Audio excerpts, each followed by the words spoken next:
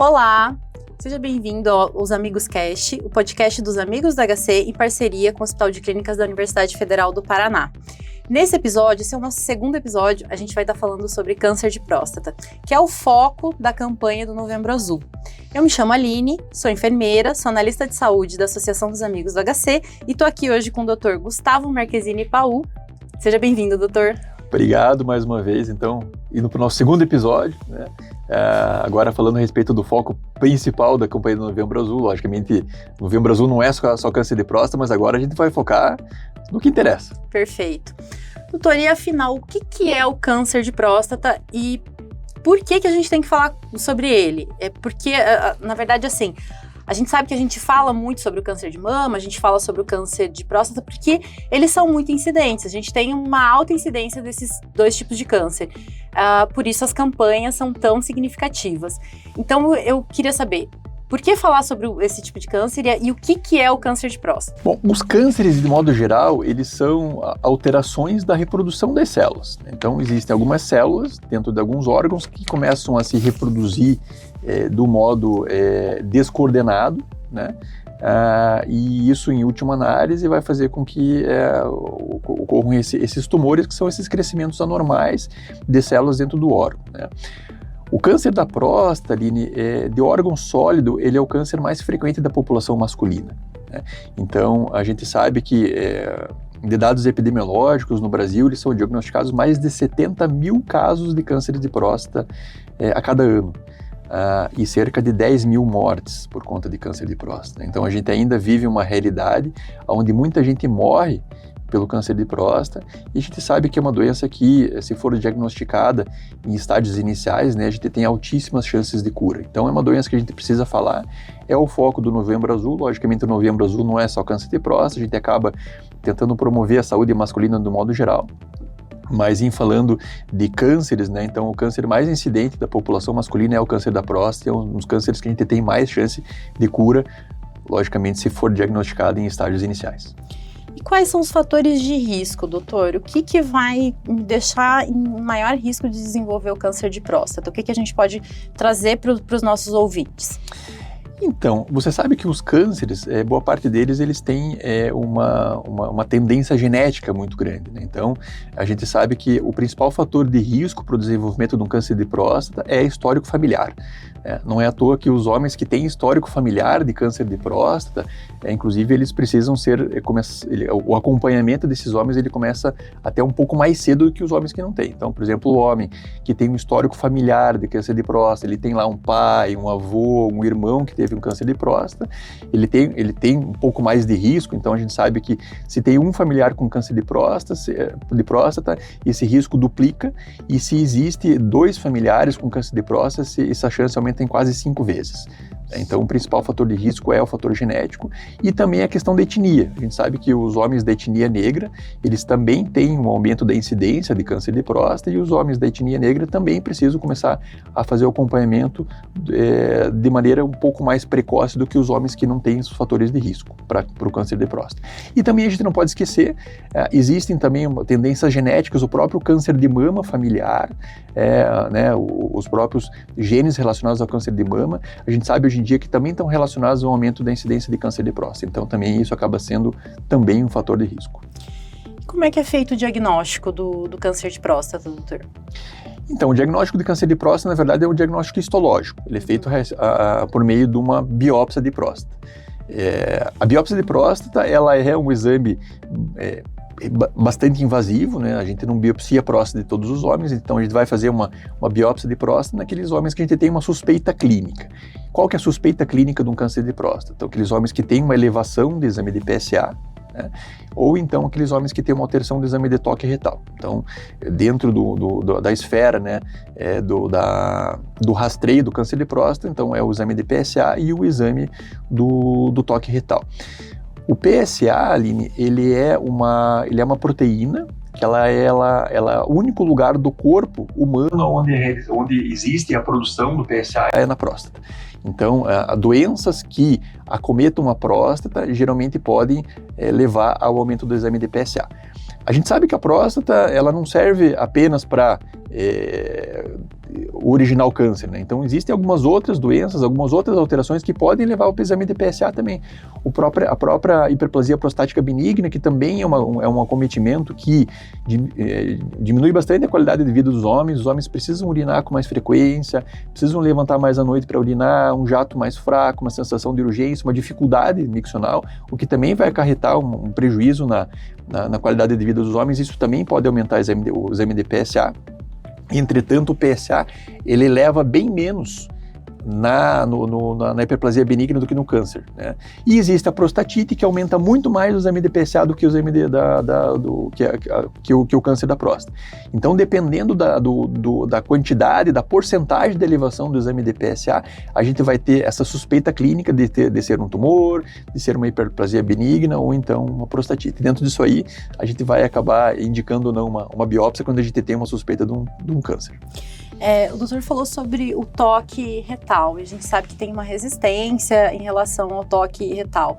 Eu queria que o doutor explicasse um pouquinho, a partir de que faixa etária é indicada, e falasse um pouquinho para os nossos telespectadores em relação a isso, sobre essa resistência, sobre a importância de fazer um exame, se dói, se não dói, se é rápido. O que o doutor pode trazer para a gente? Existe ainda uma grande confusão, né, a respeito do exame físico, que é o exame de toque retal, com a questão da masculinidade do homem, né? O homem, ele não vai ser mais másculo ou menos másculo se ele se submeter a um exame físico de exame de toque retal, que é o que a gente faz no consultório. Então, existe uma grande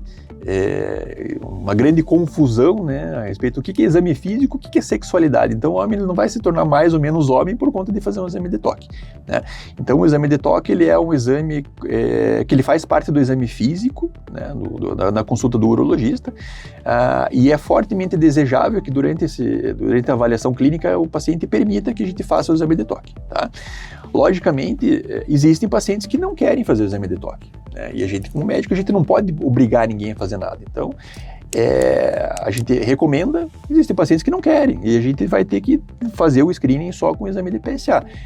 Isso é pior? É pior. Assim, existem alguns tipos de tumores que não afetam tanto o exame de PSA e a gente acaba detectando mais através do exame de toque, tá? Então é fortemente recomendado que seja feito durante a consulta de rotina, que aí a partir dos 40, 45 anos de idade na população de risco e a partir dos 45, 50 anos de idade na população que é de menos risco para câncer, digamos assim.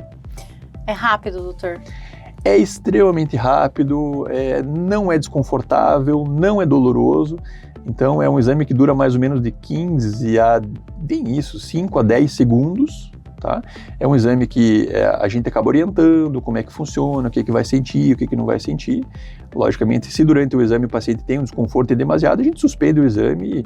A nossa ideia não é machucar ninguém, não é causar nenhum tipo de problema, é realmente zelar pela saúde dos nossos pacientes e, se tiver alguma coisa, a gente fazer uma detecção precoce. O câncer de próstata, ele tem cura? E quais são as chances quando ele é descoberto em fase inicial? A grande chance de curar um câncer de próstata, Aline, é quando a gente faz um diagnóstico precoce, tá? Então, quando o tumor ele é localmente, quando ele está restrito à próstata, a chance que a gente tem de curar esse câncer é acima de 90%, 95%, tá? Infelizmente, nessa fase inicial, onde o paciente pode ser diagnosticado e tem essas altas chances de cura, é uma fase onde o tumor ele é assintomático, ele não traz nenhum tipo de sintoma. Então o paciente não vai sentir dificuldade para urinar, ele não vai sentir nenhum tipo de dor, não vai fazer nenhum tipo de sangramento na urina, nem esperma, nem nada, né? Então o exame físico e o exame de PSA, eles são muito importantes para essa detecção precoce, né? O câncer de próstata, ele começa a crescer dentro da próstata numa região periférica da próstata. 70% dos cânceres de próstata, eles se originam na parte periférica da próstata, que fica longe do canal urinário. Então não traz nenhum tipo de sintoma, né? Ao contrário da hiperplasia prostática benigna, que é um aumento benigno que acaba acontecendo muito próximo ao canal urinário, que vai trazer um jato fraco, uma dificuldade miccional, né? Então, isso vai trazer sintoma para o paciente. O câncer de próstata, ele nasce num lugarzinho da próstata onde não dá sintoma. E quando o paciente começa a ter sintoma de um câncer de próstata, geralmente esse câncer já está mais avançado. Ele já não está mais só na próstata, ele evoluiu para os linfonodos retoperitoneais, ele pode ter feito uma metástase óssea, e aí fica muito mais difícil de a gente falar em cura. Como que a família pode apoiar esse homem nesse processo de prevenção e de exame? Eu acho que não só a família, né? Nós, enquanto população, às vezes a gente vê uma brincadeirinha ou outra em relação ao Novembro Azul, em relação ao exame do toque. E eu acho que a campanha está aí justamente para a gente lembrar da importância, né? Um câncer significativo, tem um grande número de casos, muitos homens ainda são levados a óbito por conta da doença. E como é que a gente pode colaborar com a campanha nesse sentido? Como incentivar os homens aí a partir dos 40, 45 anos a buscar avaliação médica, a avaliar a questão do risco para o câncer de próstata? Então, primeiro a gente tem que ter em consideração, esse homem ele tem que entender que se ele quiser viver mais e se ele quiser viver melhor, isso necessariamente vai passar por um cuidado mais apurado com relação à medicina preventiva desse homem, né? Não é à toa que a gente vê muito mais viúvas do que viúvos, né? Dificilmente a gente vê um viúvo, né? Tem muito mais viúva, né? Por quê? Porque os homens não se cuidam. É aquilo que a gente conversou no episódio passado. Os homens vivem, em média, 10 anos a menos do que as mulheres, né? Agora, com relação ao câncer de próstata, o que a gente pode dizer? A gente pode dizer que a morte pelo câncer de próstata e um câncer de próstata avançado é uma doença extremamente triste, né? Infelizmente, a gente ainda vê acontecer esse tipo de coisa, mas assim, é um tumor pélvico que ele é extremamente doloroso. Em casos mais avançados, ele causa um sangramento urinário, ele causa uma obstrução dos canais do ureter, que são os canais que trazem a urina do rim para a bexiga, né? Faz um negócio chamado hidronefrose, que boa parte das vezes os pacientes precisam botar uma sonda nas costas chamada nefrostomia para ter uma derivação externa para eles não morrerem de insuficiência renal, tá?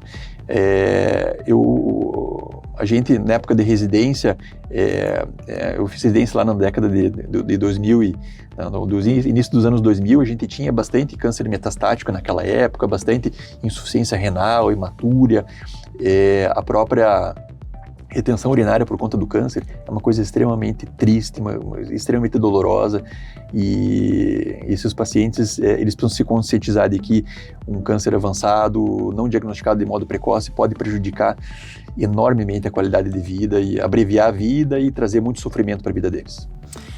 Doutor, e o que ajuda a prevenir? Tem alguma medida, algum hábito de vida que faça diferença, de fato, assim, na prevenção do câncer de próstata? Com relação ao hábito de vida, a gente não tem, de modo significativo, alguma medida comportamental ou de alimentação que vai diminuir a chance do câncer de próstata, tá? A gente sabe, logicamente, que manter um peso adequado, manter um hábito de vida saudável, isso vai fazer com que a pessoa seja mais saudável, tenha uma imunidade mais competente, né? A gente sabe que boa parte das vezes a questão da imunidade ela é muito importante na prevenção dos cânceres, de modo geral, né?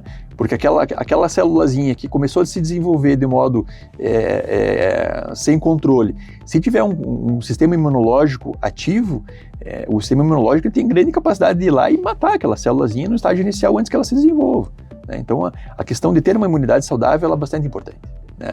Mas assim, de eu falar para você, coma tomate, não, isso aí assim, a gente não tem nada significativo, e o que melhora de fato a sobrevida e a qualidade de vida e a quantidade de vida que esse paciente vai ter, realmente é um diagnóstico precoce e um tratamento precoce desse câncer no momento que ele ainda é um câncer com uma possibilidade de cura. E até nesse sentido, hoje em dia, está tendo muita indicação em relação à suplementação, vitamina, ou uma alimentação específica, um estilo específico de alimentação. A gente tem alguma coisa nesse sentido de orientar para os pacientes, tome tal suplemento que isso vai te ajudar a evitar o câncer de próstata? Não existe nenhum tipo de suplemento que a gente considere como necessário por uma prevenção primária do câncer de próstata. Não existe esse tipo de situação.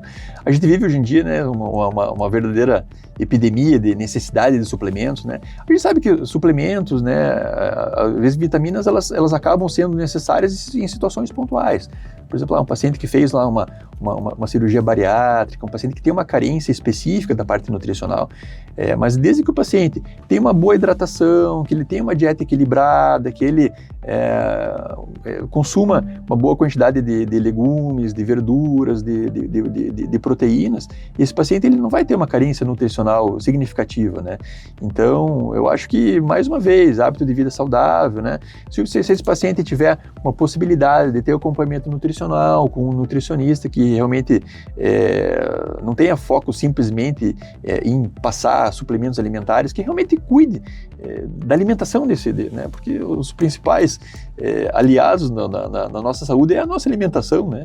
Então a gente não pode confiar que uma pílula vai resolver todos os nossos problemas se a gente não se alimentar direito. O básico bem feito, né? O sono, básico, exatamente, o básico alimentação, atividade física primeiro. Ah, sim. Certo. Então a questão de suplementação específica para câncer de próstata não existe, okay. Tá? Aquela velha técnica que a gente sempre bate, né? Hábito de vida saudável, alimentação saudável, atividade física regular. Isso aí. Isso que acaba, de fato, ajudando. Isso, e para os homens, então, a partir aí dos 45 anos, precisa passar no médico, precisa avaliar. Isso, exatamente.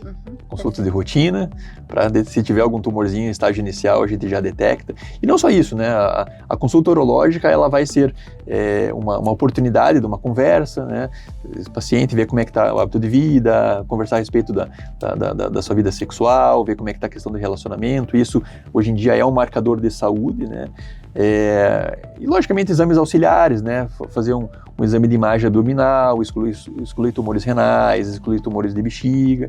Então tudo isso aí também vai estar dentro dessa prevenção às neoplasias nesse estágio intermediário da vida, digamos assim. Hoje a gente está vivendo muito mais, né? Então não é o estágio avançado, é um estágio intermediário. E lembrando, né, Aline, que é muito importante que a gente tem esse diagnóstico precoce. O próprio câncer de rim é uma patologia que a gente só consegue curar em estágios iniciais, né? Quando ele se torna metastático, dificilmente a gente consegue prometer cura para esse paciente. E cada vez mais a gente quer viver mais e quer viver melhor. Então, a gente está falando de uma população que ela é uma população pré-aposentadoria, né? Então, se esse paciente quiser usufruir de tudo aquilo que ele está construindo nesse momento, no futuro, ele precisa cuidar da saúde, porque senão ele não vai ter tempo para usufruir de tudo que ele está construindo nesse momento. Perfeito. Doutor, muito obrigada, são informações muito valiosas, informações importantes sobre o câncer de próstata. No nosso próximo episódio, a gente vai falar sobre verdades e mitos relacionados ao câncer de próstata.